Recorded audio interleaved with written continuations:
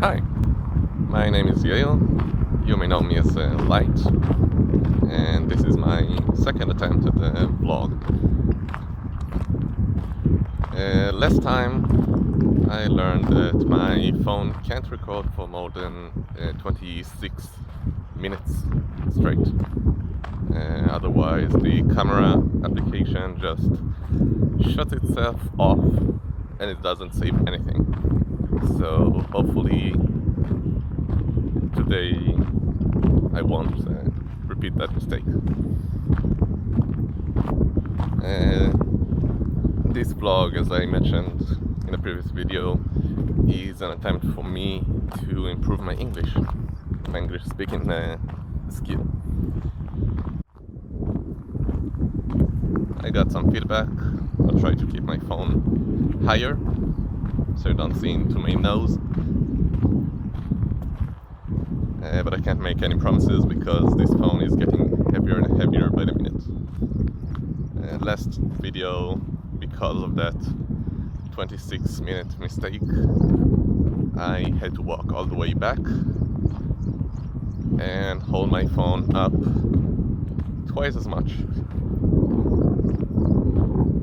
And so my arm was tired.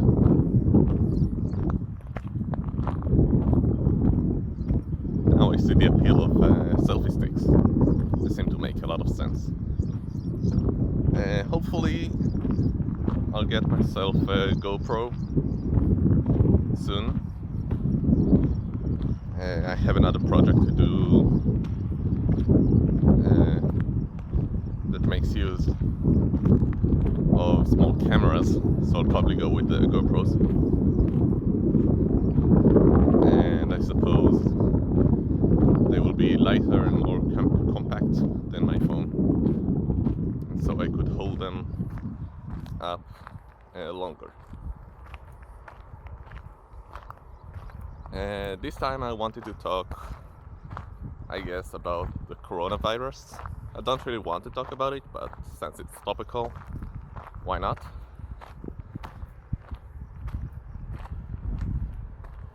There's a train coming.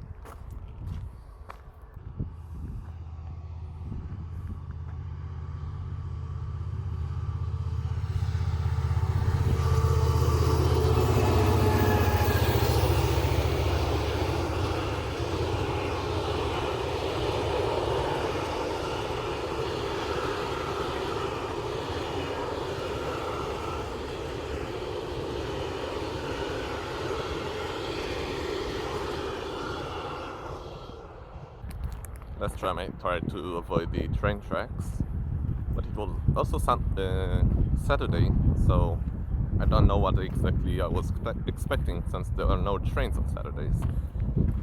And today is Monday, so there are trains.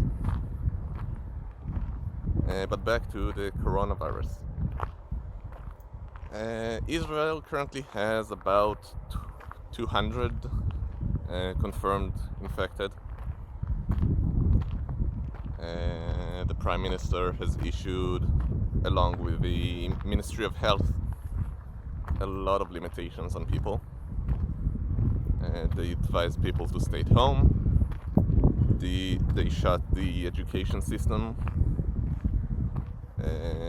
They told the vast majority of businesses to send employees home and, if possible, work remotely. That is, of course, not the case for important workplaces like food manufacturers or anything that's basically, I don't know, important. I guess supermarkets, they still want the economy to work. They want people to have food and supplies, and they don't want people to starve.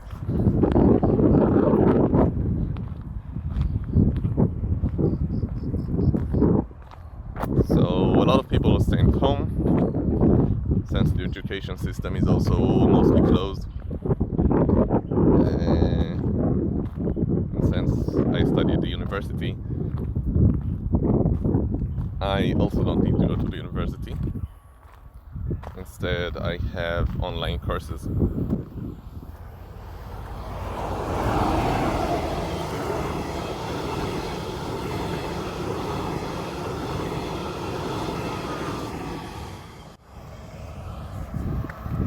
That was a really empty train. I have a bunch of online courses. Since it is the first week of this semester, I only had 2 courses, which were online yesterday, because they had more than 100 students sign up for them.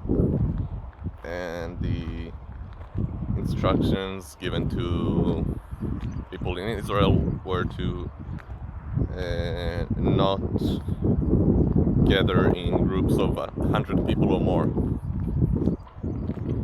So at first the university was like, they said at first that courses that are of over 100 people will be first available online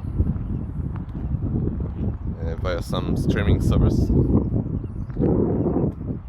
and that would be for the first week of the semester, and after that all courses will go by streaming.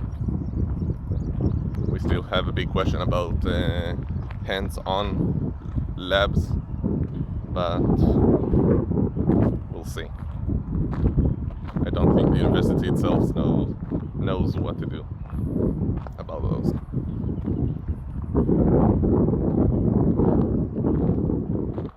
So that's why I'm currently walking outside instead of being at the university. It's currently 12:30. It's basically like an extended semester break.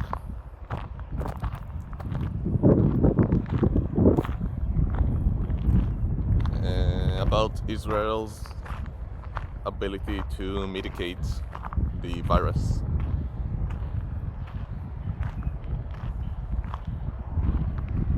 The Ministry of Health posts about every confirmed infected, anonymously, of course, but they say and basically publish online and in mass media, they say where the infected were in the time prior to being diagnosed. If someone came back from a foreign country, they'll say exactly where they went from the time they landed to the time of diagnosis,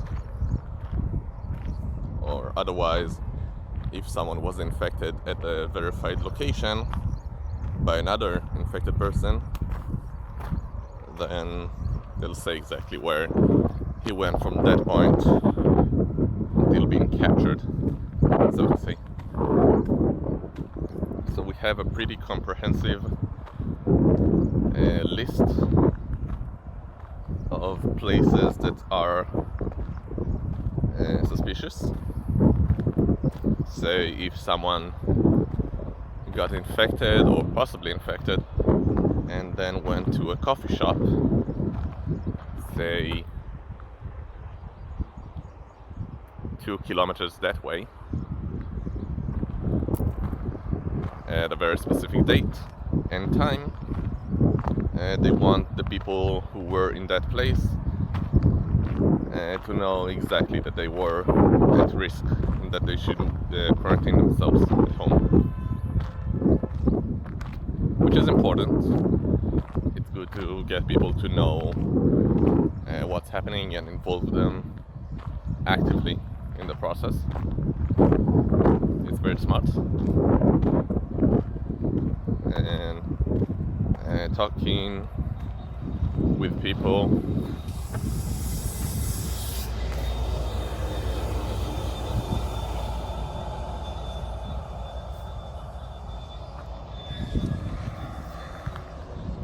Talking with people online, I learned that not many countries do that, which is a shame, because again, I think it is a very good plan and good strategy, if possible. I mean, there are countries that are way behind that point, or way beyond that point of mitigation and the ability to follow people step by step.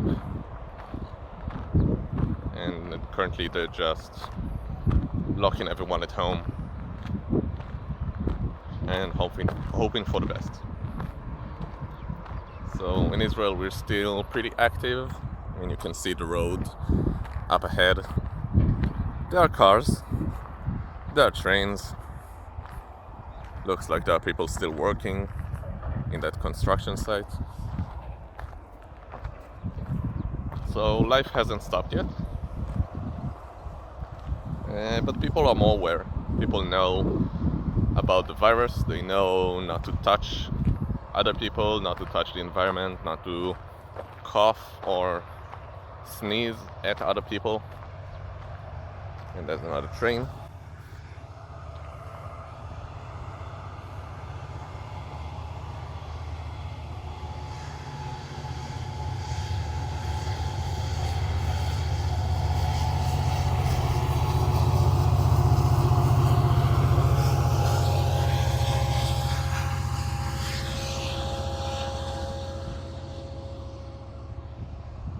I counted about 5 people on the train, at least in the bottom floor.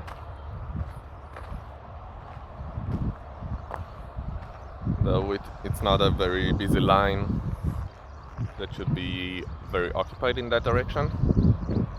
It's a line that goes more to people's homes instead of workplaces, and it is just 12:30. So you wouldn't expect them to go home at that time, at this time. Not in focus. There we go. So people are aware. They know. And I think we'll be mostly alright. My only concern currently is that my mom is at a risk group of people. She's not doing well. She is well, but her immunity system is not great. Hold on. Okay, heading back.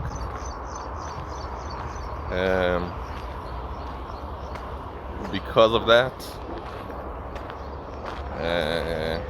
I try to be more cautious, because I don't want to infect her if I ever catch the virus.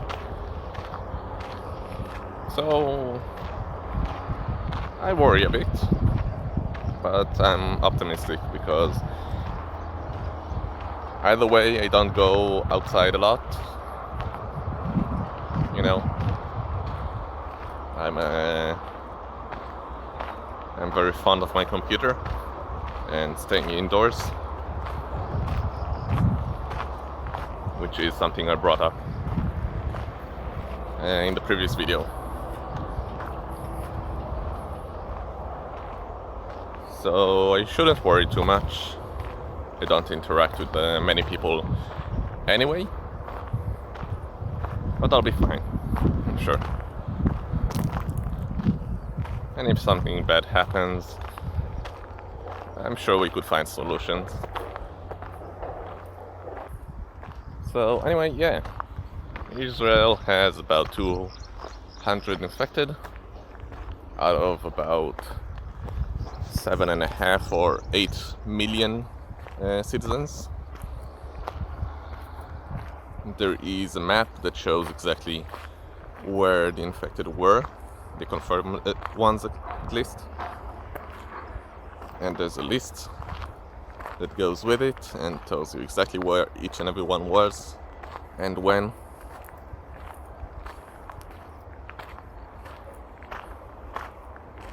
And the instructions currently prevent people from gathering and being very infectious.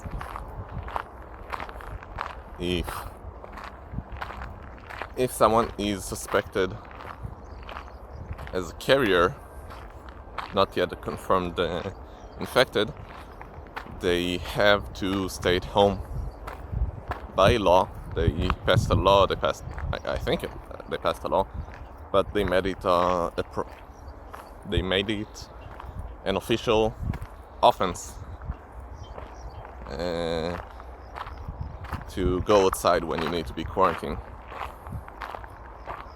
And because of that, people could get fined by thousands of shekels if they break that. If they knowingly go outside when they need to be quarantined.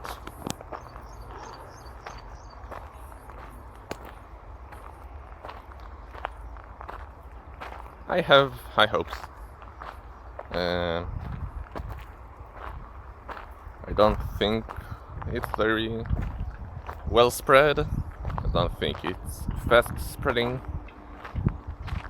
The vast majority of cases in Israel are people who came back from other countries who caught the virus there and brought it with them, and they were immediately seized and put into quarantine and medical care. There are fairly few cases of people infecting each other. So I think Israel handles it very well. It kind of reminds me of the book World War Z. You know, not the movie, the book. Where Israel was one of the, or exactly the first country to recognize the zombie outbreak and act accordingly.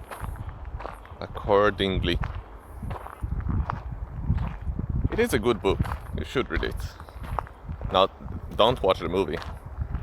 The movie is an atrocity. It is an insult to the book. The book is really, really good.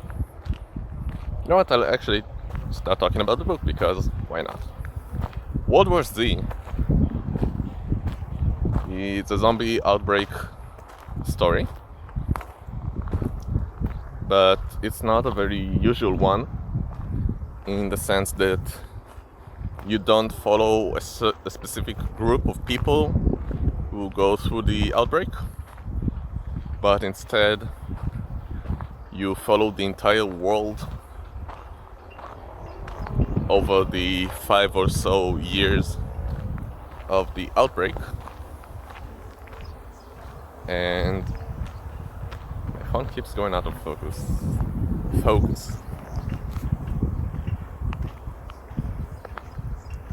And the story is told like in an after the fact sort of narrative,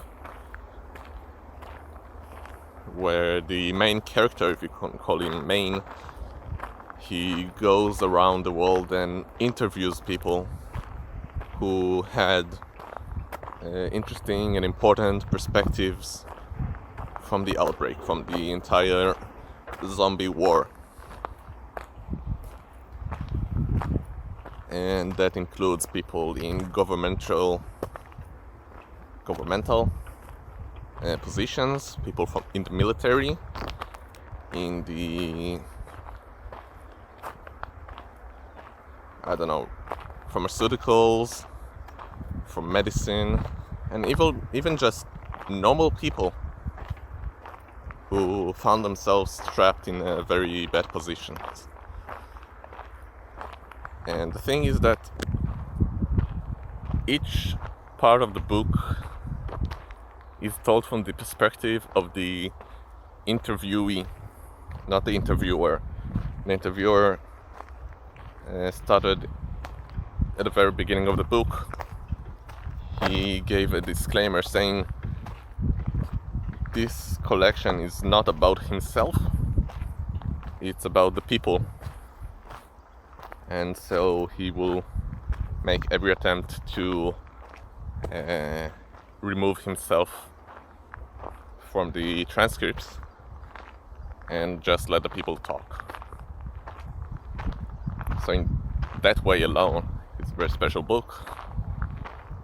And simply each part is told from the perspective of the person being interviewed. And they simply recollect their story from the outbreak, from the war itself, from the prevention methods and actions, and from the aftermath, which is also a thing. And because of that book structure, because you get to hear the stories, or at least read the stories of people from around the globe telling the stories after the fact, you can also get the stories for the entirety of the outbreak, of the entire 5 years. You get a very comprehensive picture of everything, which is incredible. You don't just get the story of 10 people stuck in a shopping mall. You get everything. And in that story, probably because the author is Mel Brooks' son, who is a Jew, an American Jew, he praised Israel as being the first country to take active measures in recognizing the zombie outbreak and fighting it. It is worth noting also that the book is set in like a realistic world, like our own, because the first response people have for the zombie outbreak is just assuming it's fiction. Because just like in real life, if you told people that zombies exist, they won't take you seriously. And Israel was special because it was the first country to actually accept that. Everyone else just assumed it was not real. And even the part about Israel was told from two perspectives, I think. One of a spy, I think they described him, and one from the perspective of a Palestinian kid. And as a Palestinian child or teen, he was just raised to hate Israel as an establishment, and he just assumed that everything they did to him and to his family was some evil scheme, where instead they try to help them, give them jobs, keep them safe.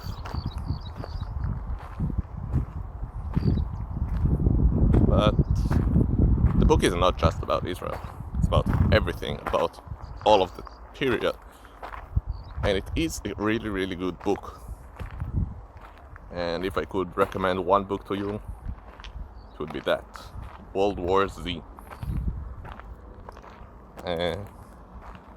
Alternatively, there is an audiobook for World War Z, which is also very, very good. They hired a very large assortment of good voice actors, and as a result you get very good narrations of the stories told in the book. The only problem that I have with the audiobook is that it doesn't contain all of these stories. They cut a few parts out. They later released some of the missing parts in a semi audiobook. I don't know what to describe it. It's like an addendum, like an extra bit, which is not part of the original audiobook. but that too doesn't cover the entirety of the missing parts from the book, which is a shame. I think the book really needs a full representation in the audiobook form, if possible. And it really doesn't deserve whatever the movie was, which was a generic zombie outbreak movie with almost nothing to do with the book. Like in the movie, you know exactly how many seconds it takes for one person to convert to a zombie from the moment they were bitten. In the book, it's not like that. There could be weeks passing, depending on where you were bitten on or what organ you had that was infected. It would take the blood, it would go in the bloodstream, and if you read it, you'll know. There's an entire story from a doctor, a black market organ plansman.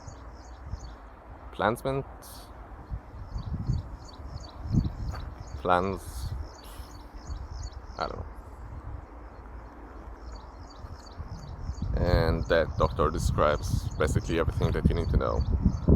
In the movie, there are fast zombies, they run. In the book, it's not like that. There are just corpses that can still move indefinitely. Even if they're missing parts, they'll just keep moving. Just separate the head and the head will keep biting. The movie doesn't seem like that. It just looks like normal people who can now run and have the desire to bite more people. The movie is only about Brad Pitt's character. Why? The book is about everyone. So why not do it like that? Why not give the entire story? Why give the perspective of just one person?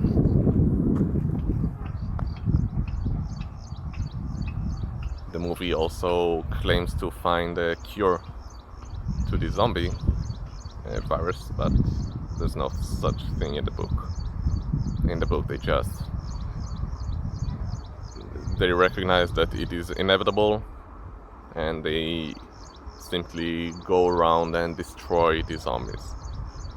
Each and every one. They go outside and they destroy the brains. So, in conclusion, World War Z book is good. The audiobook is almost as good. It's incredible, but they're missing a few parts. And the movie is bad and should be avoided at all costs. And I think that's it for today. That's it for the video. I walked a bit, I got a bit of sun exposure, I talked a bit in English. And yeah. See ya.